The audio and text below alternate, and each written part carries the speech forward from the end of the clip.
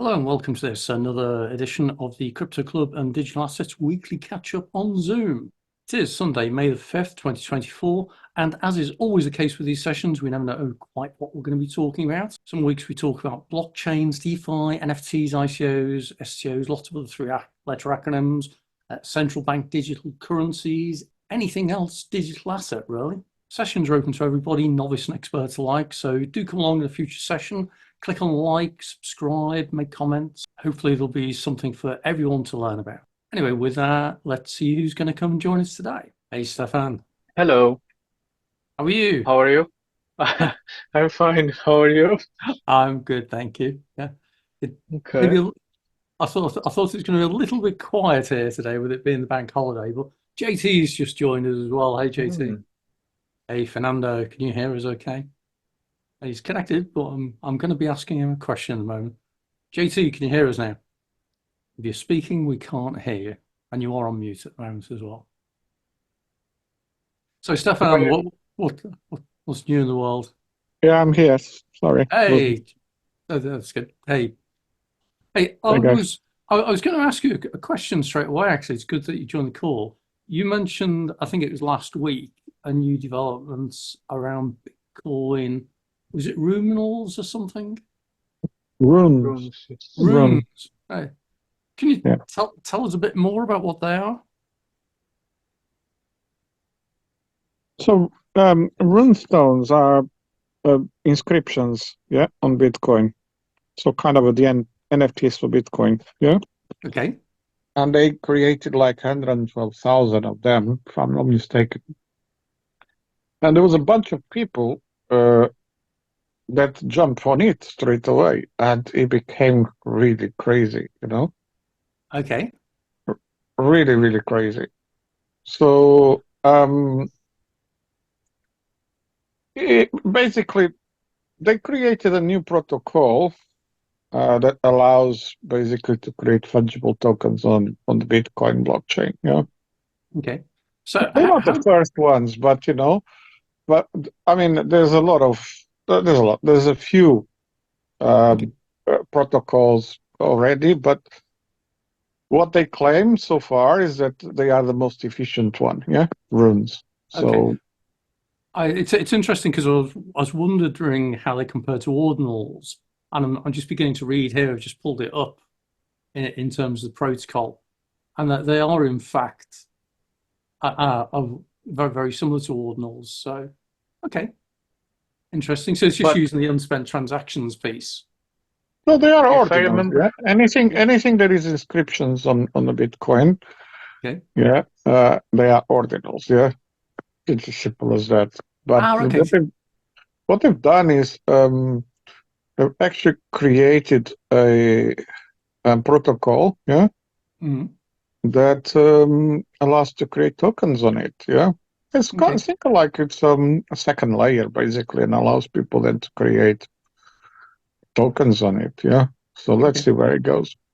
Yeah. I'm just reading. I've got up on screen at the moment as well about how they work. So that definitely an interesting It's one. kind of a token standard, if you could call it that way. Yeah. Well, I But, was going to say, yeah, and it looks like it's replaced the BRC20 standard, or it's an alternative to that, which is a token standard on the Bitcoin protocol. So, okay, interesting.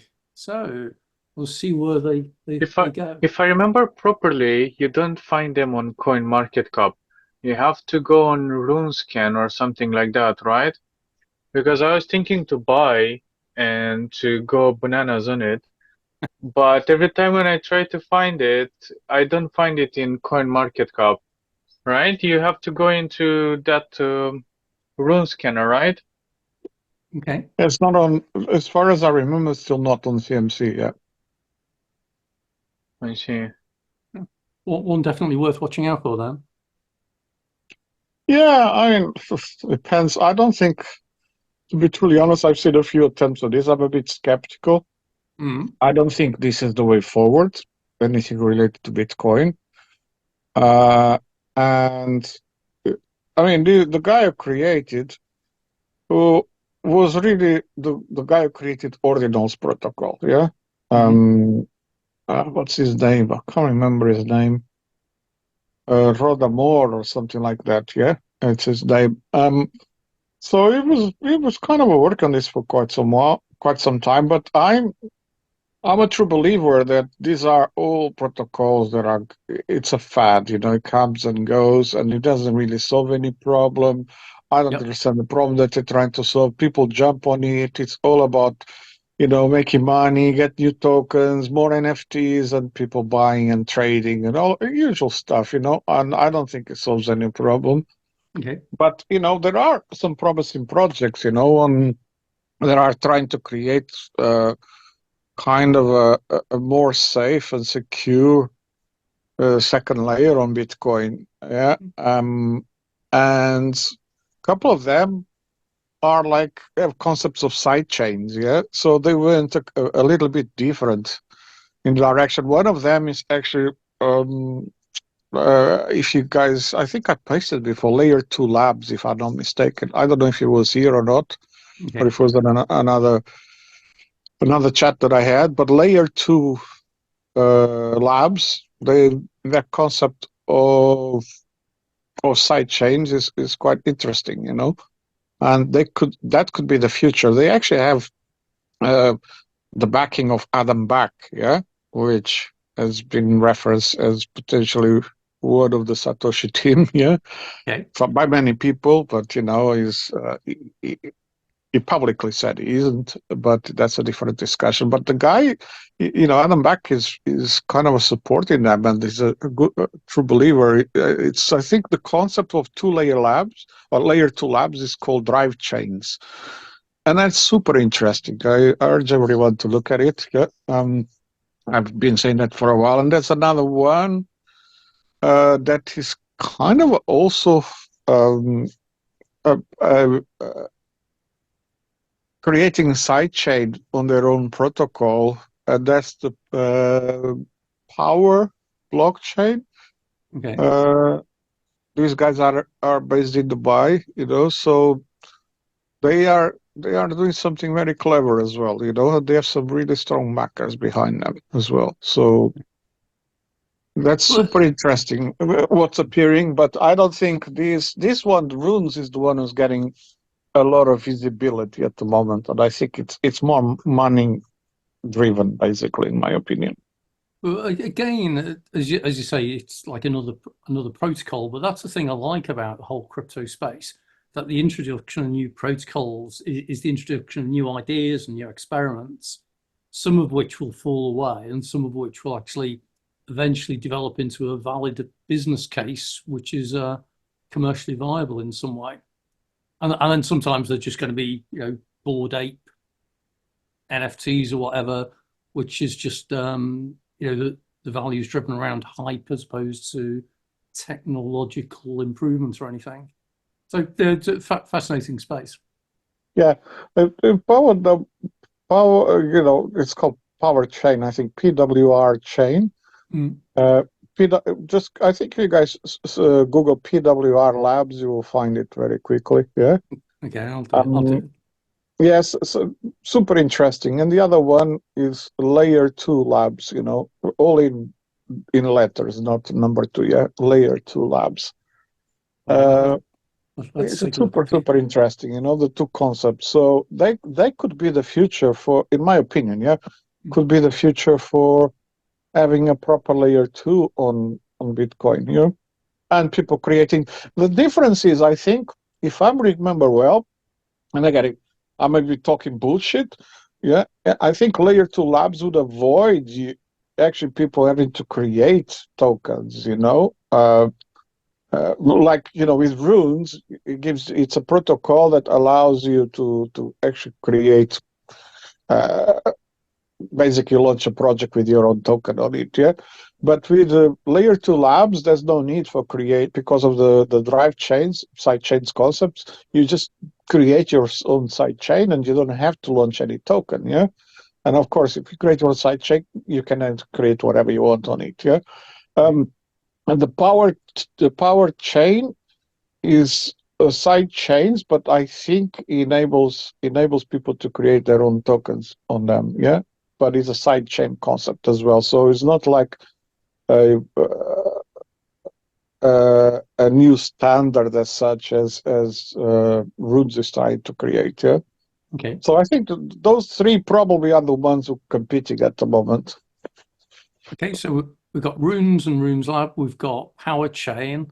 What was the other one? The layer 2, did you say? Layer 2 labs, yeah. That's the ones backed by Adam Back, yeah?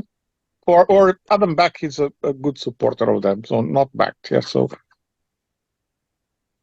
okay, I'll pull that one up as well. So we got layer. let me see if I can find layer. Yeah, I've got it. Labs. Yeah, You got it, yeah. I'll show it here if this is the right one. Make every transaction a Bitcoin transaction. Oh, that sounds exciting. Yeah, super interesting, and then some of the guys behind it, like Austin Alexandria, he's a well-known guy in crypto for quite a while. I think he was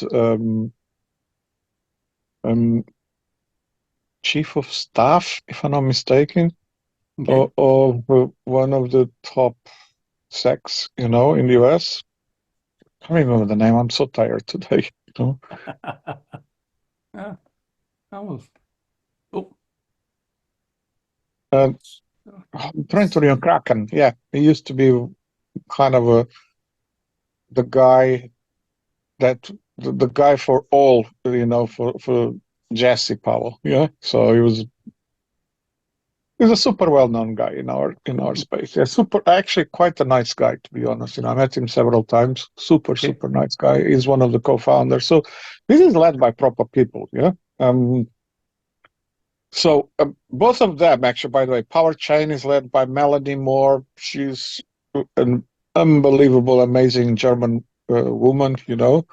I'm so glad to see one chain that has a co-founder and CEO that is a woman, and she's driving it really, really fast. And she has some really big names now supporting them, because of the whole concept is sound, cryptographically, mathematically, blockchain part of it. It seems to be going in the right direction. I'm keeping an eye on them. So, right. Yeah. Certainly lots of things happening around that space. And that seems to be all around the Bitcoin blockchain as well, as opposed to we see lots of stuff going on with some of the other blockchain projects as well as the obvious Ethereum stuff. You still get some other things coming out. So very, very interesting. Yeah, I'm a bit concerned with that, to be honest, because Bitcoin blockchain is Gen 1, yeah? Well, it's Gen 0, really. But, it was created to do a specific thing, and these people are trying to enable it to do something it was not created for, Instead of starting from scratch and try to centralize as much as they can, it's not difficult to create a blockchain, The concepts are there. It's just getting good people in, first of all, good cryptographers, then, good people in security, then good people in data, good people understand networking, and you build a blockchain very easily, The trick is to balancing those magnificent three rules, which are really hard, and that's what differentiates the best blockchains from others, in terms of security, speed, all that stuff, So, and what's creating around the Bitcoin blockchain, it's just I think it's really bad, There's not enough creativity, innovation, it's just people trying to transform or create something around it that just leave it alone. Bitcoin is what it is. It's an asset now. It's not any more money, People trying to make sure it can be used as money is stupid, It will never be able to be used as money, full stop, But I think that's the interesting thing. I still describe the Bitcoin protocol as an experiment. And it was an experiment to try several things. And one of them is, could it be used for value transfer? And ultimately, it's kind of proved that it's not ideal for that, because everyone started trying to use it as a store of value as opposed to a means of value exchange. And the cost of each transaction is so high, time for each transaction so long. Yeah. It's going to increase. Just think as quick as as we approach the 21 million bitcoins, yeah, max, how long is going to take that?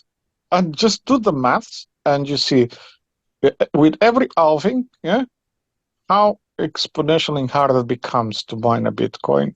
How much? I mean, the electricity cost, the power, of course, then the asset is going to increase in value. That means that each transaction is more expensive, the whole thing.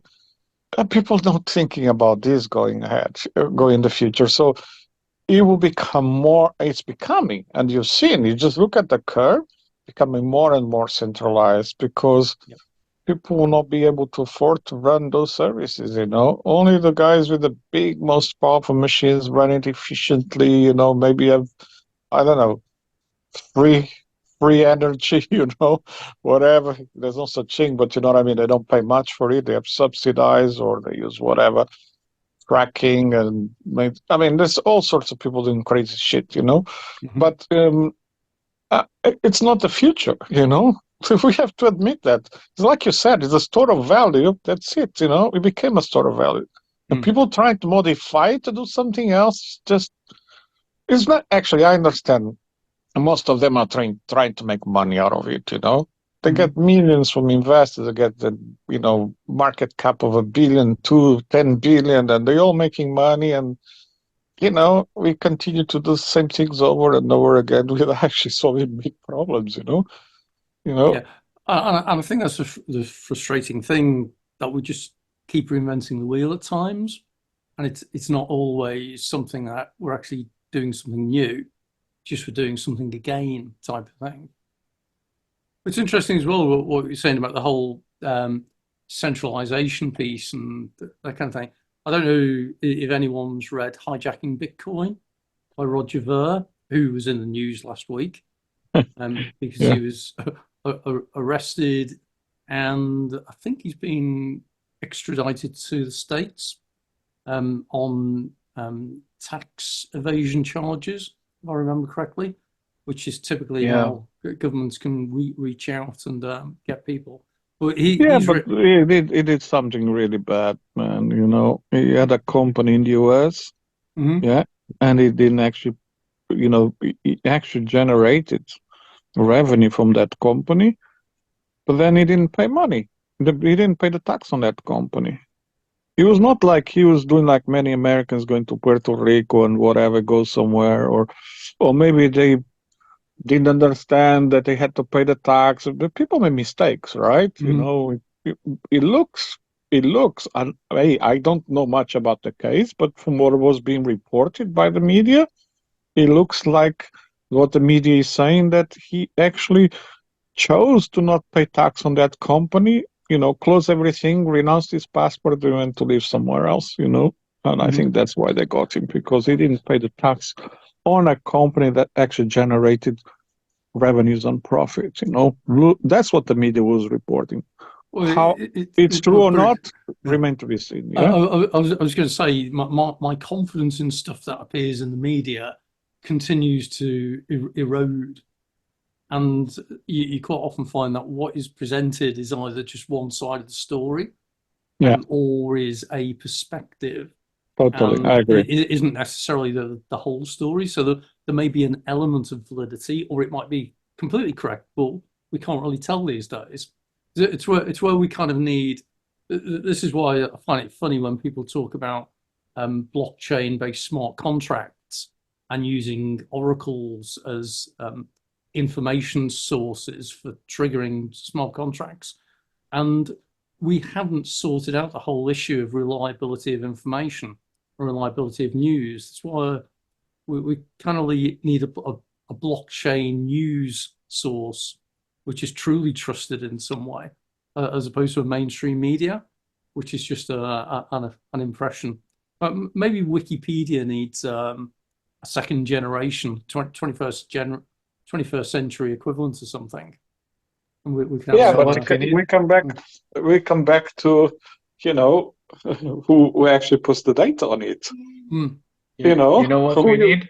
Who are you gonna trust? Yeah, Yeah, I mean, there's The problem is not the technology, the problem is people and organizations, and they are manipulated. And I mean, you saw what has happened, was all over the news in this last week. I think the first guy to put it out was actually Elon Musk, where he tweeted something that somebody put a whistleblower, which was, prints of emails of the US government asking media companies to censor X, Y, and Z. Did you see that? If you didn't see, I'll send it to you. It's fascinating.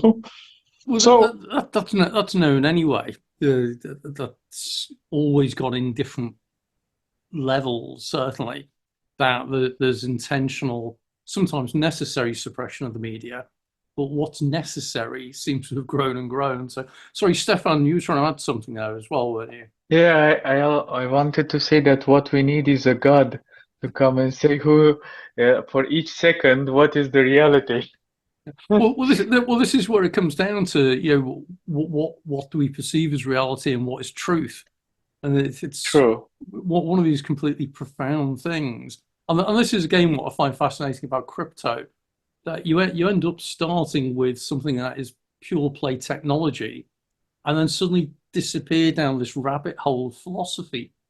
And it happens time and time again. You end up having a conversation with someone, and you describe some of the concepts, the principles, the challenges, and you end up going down this absolute minefield of philosophical questions, really, about what is truth and how do you determine it and how do you verify it. And given that we talk about blockchains being kind of like decentralized truth, and that there's no need to trust anything, it's like, well, that still requires you to trust the network and trust the system and trust the computation behind it. So interesting stuff. So what else is going on in the world of crypto for anybody? Anyone seen anything of interest? I know there's still some court action going on in the States. It seems the SEC is getting pushback from various things. I see Bitcoin has kind of settled down at the moment after the halving, where it didn't really suddenly rocket up as some people are expecting. And in fact, it dropped somewhat, which is where, again, it's when I see comments like Bitcoin has collapsed and like it's dropped in value 10% or something. It's like, in the crypto world, that's not a collapse. That's just a minor reposition. It's a hiccup type thing. I Anything like that? wonder. Go on, Oh, Stefan. sorry, I was curious. I wonder if these collapses of like 20%, 30%, if they used to be a thing back in the 80s and 70s, because I did read that back in the time there were also collapses like this in the stock market. You do Well, get it. I think it's just with crypto, it tends to be much more volatile, and the corrections are much more severe. yeah, And I and think so it's better to be honest, mm, like this. I think it's better to have this volatility, this high volatility, and also this set of expectations because you always have every 4 years, which allows you to plan. But with mhm, the governments, the way they manage their economies and their system, you can never plan for something. You don't yeah. know if it's going to be like a crisis will happen, then the governments are going to do something. And I think it's better with the cryptocurrency the way it is. Well, that's where you start looking at like volatility indexes, and you've got things like the VIX index, if I remember correctly, Yeah. or the fear and greed index, as it's called, on the Chicago Board Options Exchange. Um, and that kind of shows the S&P behavior, if I remember correctly. But yeah, again, it's fascinating that even the VIX index sometimes goes up, down, and everything. It seems relatively stable at the moment. But yeah, news items can change things, as you say, government behavior, this kind of thing. So yeah, so that went from what 13 to 19 thereabouts. So that's what's about 50% change in a month. So that's an index that's changed 50%, and we don't hear about that being such a big deal. Whereas whenever it's Bitcoin or Ethereum, that drops by 20% or something. It's all the mainstream media, and again that picks up on JT's thing. The mainstream media suddenly starts talking about a crypto collapse when it's just a market correction these days. It's all a manipulation, you know. Come on, guys. Well, at least a few of us have been for a while in crypto, and we've seen how it has evolved. Now it's all bots, you know. Mm-hmm. I challenged many people already, and a lot of them are now stopped talking about it for the simple reason, you know, the markets are being manipulated. It's as simple as that. You put the top, take all the stable coins out, and put the top 50 tokens on 50 screens, and the graph looks the same. Yeah. Right? When there is a pump and when there is a dump. Now, if that's not market manipulation, what it is then? Because mathematically, it's impossible for that to happen. Okay? It is literally impossible for that to happen because people are going to choose funds. Everyone chooses different, or they prefer different type of tokens, or in the traditional market, different type of stocks. That's why some go a bit more up than others. But in if you look at majority of the tokens, put on a day by day, you know, and you'll understand exactly what I'm talking about. So They I'm showing that exactly that on screen right now. This is coin market cap, and you take a look at all these cryptocurrencies and crypto tokens, and the patterns are all broadly the same. You know, you can definitely see that there's a couple of exceptions. So the Unis Leo token seems to behave a little bit differently, but most of them, you're absolutely right. When Bitcoin goes up, the others go up, and so on. Stefan, go for it. Yeah, I mean, I was thinking about that too, but yet you still have some who perform better and some who perform Mhm. less. I think that the reason why this happens because the cryptocurrency is still correlated with the stock market. I think it's more like a thing of people wanting to invest. So when people want to invest, everything will go up. That's why I have a theory. I'm saying that as long as you invest in something that will survive in cryptocurrency, I believe that you will still make money. You might not make the most amount of money, but you'll still make money as long as you invest in something that will survive.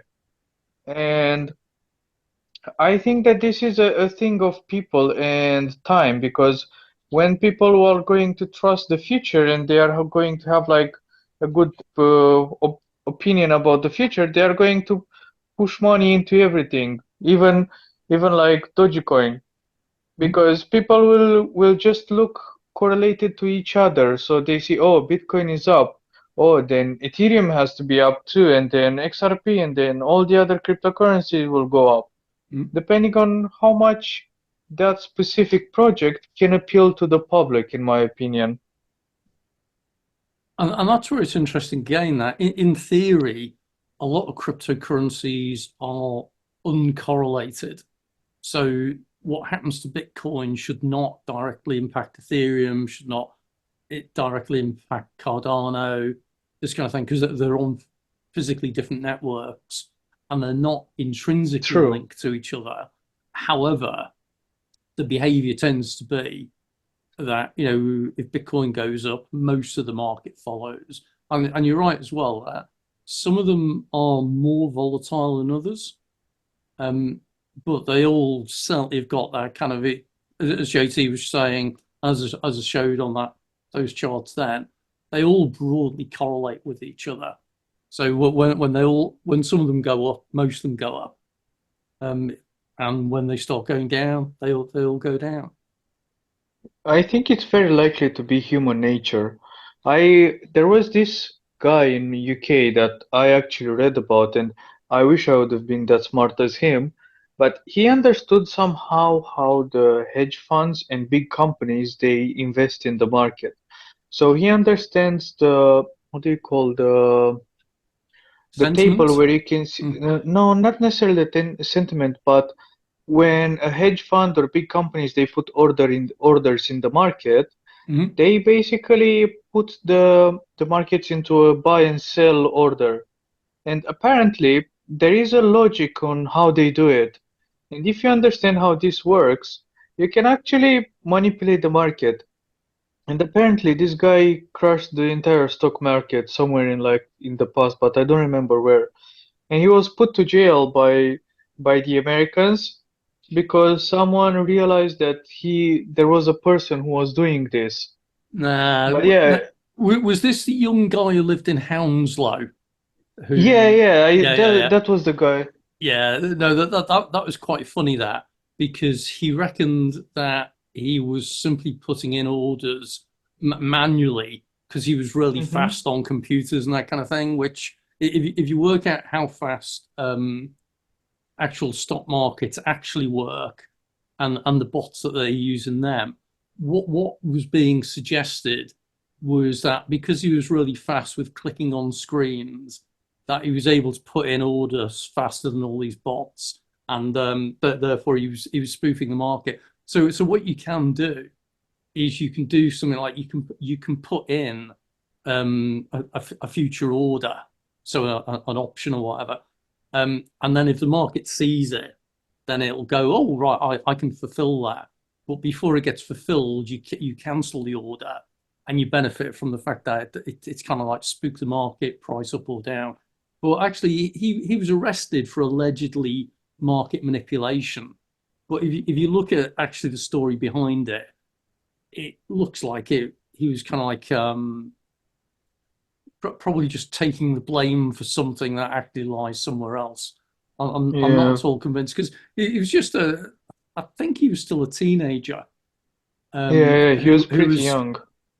like in his bedroom in his family's house, making these trades, and eventually the FBI, I think it was, tracked him down, accused him of market manipulation.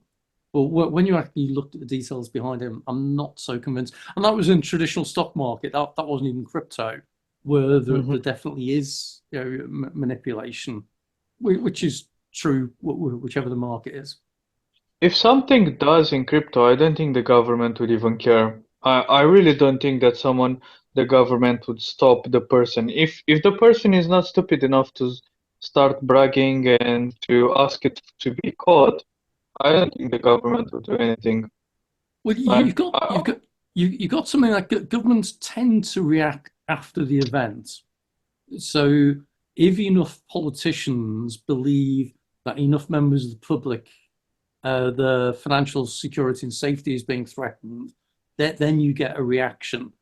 But if you look at the current crypto market, possible, yeah. yeah, if you look at the current crypto market, total market cap at the moment is what, probably a couple of $1 trillion. Um, which actually compared to pension funds and assets and that kind of thing. Yeah, sorry, your market cap is currently 2.36 trillion, which is almost insignificant compared to Yeah. mainstream markets. But at the point where politicians think that the granny with the money under the bed is being exploited, then they step in, which is why you take a look at the UK FCA, which they did a survey of people a few years ago now around crypto derivatives. So the idea of having a wrapper around the crypto, making it available, and even though I think it was 96% of the respondents said they were in favour of it, the FCA said, "Oh no, it's far too volatile, it's far too risky. Everyone could lose their money," and so they banned them in the UK from being marketed to um, consumers, so that they kind of preemptively said, "Oh, we just think this is too risky," and so didn't allow it in the first place. Which is funny because the risk profile is no different to going into a casino, but you're allowed to do that because casinos are licensed, which means they generate revenue for the government, I guess. Yep. There's Guys, no. Yeah, you guys need to, every time that you see these quick dumps or quick pumps, yeah, I urge you to just Google these, yeah, crypto liquidations, yeah, Mm. Oh and yeah, short and long liquidations, right? that's the game. This last Yeah. time that it was there was dumped right down to 57 or whatever it was, 58, I can't remember. It's there was about 600 million of liquidations. They, in the last, I would say 3 to 4 weeks, 4 weeks, they made about $2.5 billion. The guys running these bots, billion, so they just constantly skinning the gamblers, people who short, people who long, it's just insane the amount of money these guys are making. These very, very, very large hedge funds, they have bots totally automated. I explained several times how they do it. You just need to have several pools of, let's say 50 tokens, and then several pools of stable coins. And when people are putting longs, they have the bots, of course, all connected to the exchanges, the APIs. They know at any point in time how many longs and shorts there are in the market, and then if it's whatever makes financial sense for them, that's where they will go.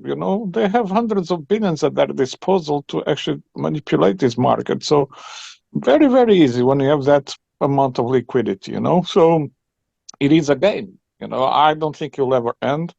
Of course, they can always borrow. Because they have so much crypto now, they can always give. Uh, I don't know. Go to Tether, borrow $1 billion, print $1 billion, and of course, as they are making money, they'll continue. When they're not, it costs interest, all the borrowing that they do. So at some point, they need to sell it and dump, and that's what you see sometimes. And when they are dumping, they are shorting, so they are killing the longs. They are making a lot of money when they short. It's a win-win. I mean, running running these bots, it's an incredible business for whoever is doing this. And and there are three potential candidates that are doing this. Um, I don't want to name names because Mm-hmm. of course, obvious legal reasons and all that shit, Yep. and I'm not pointing fingers at anyone. It's just, if you think from a probability perspective, Gary, and I know you understand really well what Mm-hmm. I'm telling you, it's very, very unlikely, if not impossible, that 50 tokens have almost the same patterns, Mm. when this happens, And you look at in history, go back as much as you want to 2021. That's what's been happening since the last cycle. Yep. Yeah. And that's where you get a lot of people as well who are analyzing the markets, who figure that they can kind of like beat the system because they reckon if they say, say for example, that when Bitcoin goes up, another token goes up. Then by watching the sales and purchases on the Bitcoin network, you can then kind of like buy on the other cryptos, but it doesn't always work out that way. But yeah, but there's lots of people who do make a lot of money out of this. I think there's even more money, even more people who don't, and that's no different to the stock exchanges, the traditional stuff. And that's what I used to always find fascinating as well. And I don't think this has changed even in the crypto realm. I used to go to events that would be run by share trading broker houses who'd actually give presentations on trading strategies and techniques and the tools they provide. And they'd all admit that 80% of people lose money. Um, but the 80% always think they're going to be the 20% soon who make it. And that's the reality. Most people don't make money. Some people are very successful at it, and they're the ones who own the private yachts and the private jets and the private islands and that. Um, but most people don't. But they always think that they're cleverer than the market in some way. The thing which I'm curious is, like, I had this problem, like, anyway, yeah, I had this problem, but I'm curious, is it luck that they have, or because sometimes, like, you know, when Bitcoin crashed in 2020 or 2021, I don't remember exactly when it was that Corona dump. Mhm. Actually, I put a long at 4,000 pounds, $4,000 or something.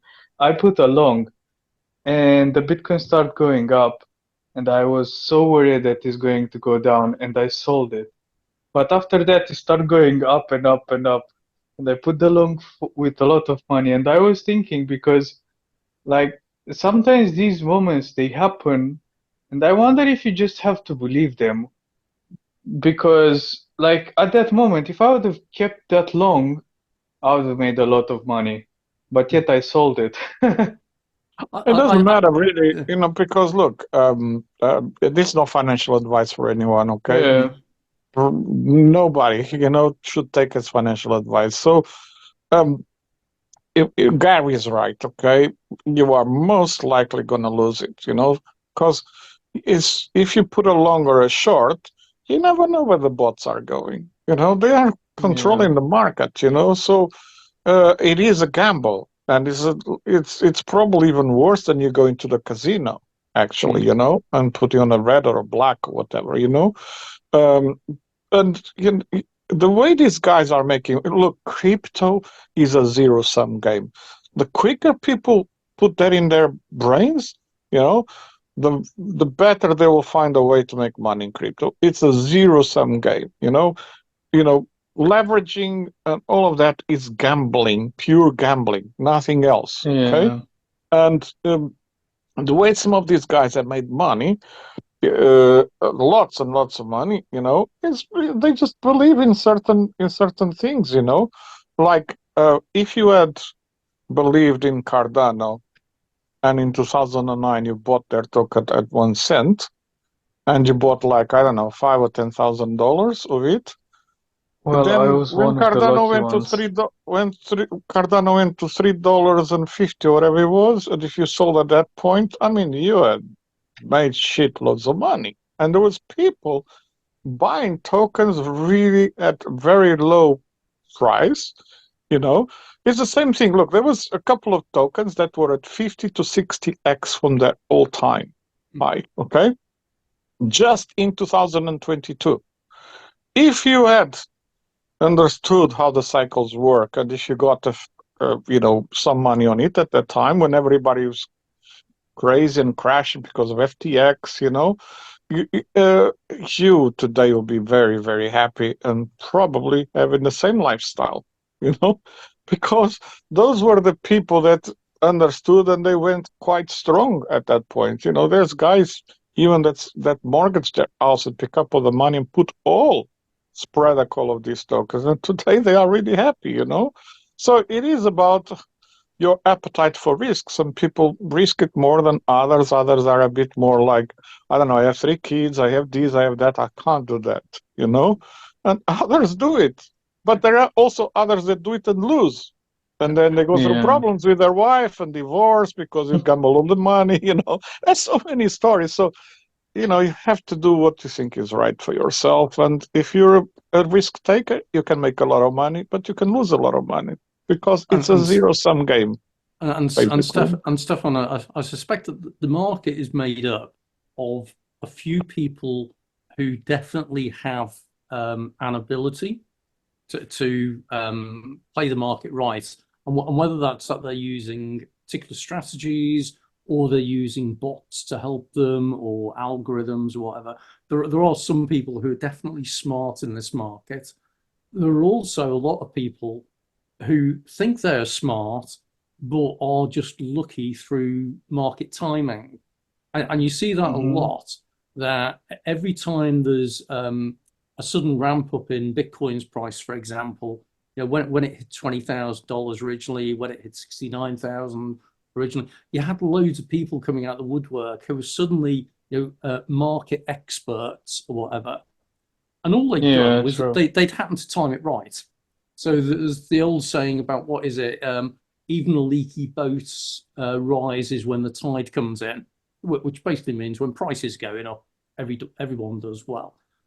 the problem is that a lot of people who think they're smart are just lucky, and they don't realize Yeah, that they're just lucky. And so they think, oh, yeah, I timed that right, timed that right. Then there are others who go for the spray and pray approach. If you think about how things on launch go, then most of them tank completely. But a few, as JCC, they'll go up 20x, 100x, or whatever. Well, if you've put money, and again, this is not financial advice, but if you put a few dollars into, say, 20 different tokens, and 18 of them went to zero, but two of them 100x, you've made more of your total investment. You've done really, really well. You only need to be in those couple that have done really well. And if you think about how some crypto tokens behave, Dogecoin, the meme coins, um, they sometimes go up colossal amounts.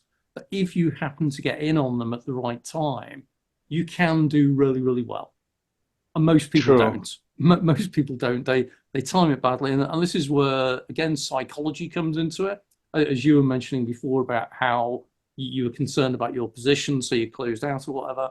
And this is where again a lot of the time where people are successful, whether it's share trading or crypto trading, is when they keep emotions out of it and they use a proper risk-based approach.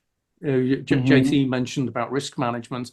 It's exactly right. If you listen to the people who are successful traders, they will tend to talk about effective risk management, not going all in, not selling your house, or all this kind of stuff. And I always find it funny as well, how many courses you can go on, which you can pay to learn how to be a successful trader from people who are successful traders. Well, if they're successful traders, they shouldn't need to be earning money from training people, should they? So I always find that interesting. And I remember years ago, I was out in Singapore and the taxi driver happened to say, "Oh, yeah, what is it you're doing here?" So, "Oh, I'm doing some consultancy work." And this taxi driver said, "All right, you can give me some consulting advice then about a business idea I have." I said, "Well, I'm not going to offer proper advice, but I'm happy to listen what it is." He said, "Oh yeah, I'm going to set up a crypto trading school." It's like, okay, okay, so you're going to set up a crypto trading school. Great. He said, yeah. And what I'm going to do is I'm going to lend the students money for them to go and make their trades. It's like, Oh my God, it's like, I think you're going to be a that's a taxi driver disaster. for. I think you're going to be a taxi driver for a long time. I'd actually love to know what happened to him because he might actually turn out and done really, really well. And fair play to him. But the idea of not only are you going to risk your livelihood um, with your own money, but you're going to lend other people your money for them to risk your livelihood. It's like that just sounds insane. But he might Yeah, well equally, in fairness, he may have just hit it right, and he may now be incredibly rich and telling all his friends about how he met this British consultant one day and explained his vision, and he did really well out of it. We never know. So. true. But it's certainly again all markets in whatever they are, whether it's oil, commodities, shares, whether it's crypto, there are people and organizations who do well, and that means that there must be on the counter side people who aren't doing well. Because as JT describes it, it's a zero sum game, which means for someone to win, someone else must lose. Um, Indeed, yeah. and so the people who are making a lot of money are doing so because they've bought or sold something which someone else has sold or bought and hasn't made a lot of money. So yeah, always interesting stuff, and that's why I'm sometimes fascinating listening to some of the calls I go on, where I listen to people talking about their technical prowess and scalp trading, this kind of thing, and everyone can make money, but that doesn't necessarily mean that they will. And we go back to the gambling type thing. it's again the only people who definitely do well in gambling are the casino owners and the Yeah. bookmakers and that kind of thing, because they take their commission. You know, this is a great thing. If you're a broker, you're always making your money irrespective of whether the market goes up or down. And I used to do okay with blackjack. You know, I used to be able to go into a casino and make enough in the evening to pay for my hotel for the night. So kind of That's quite nice. nice. That was I, kind of okay. I never, But sorry to interrupt you. I never gambled in my entire life. Like, I don't even know how it is to go on a gambling machine. I okay. was going with my ex-girlfriend in Emporium. Emporium it's called? No, Hippodrome, sorry. In Hippodrome, yeah, Hippodrome. yeah. Hmm? And she was looking with me and she was like, let's do something in gamble. And I told her, like, I'm looking at this, but I don't even know what I have to do. Like, I have no clue.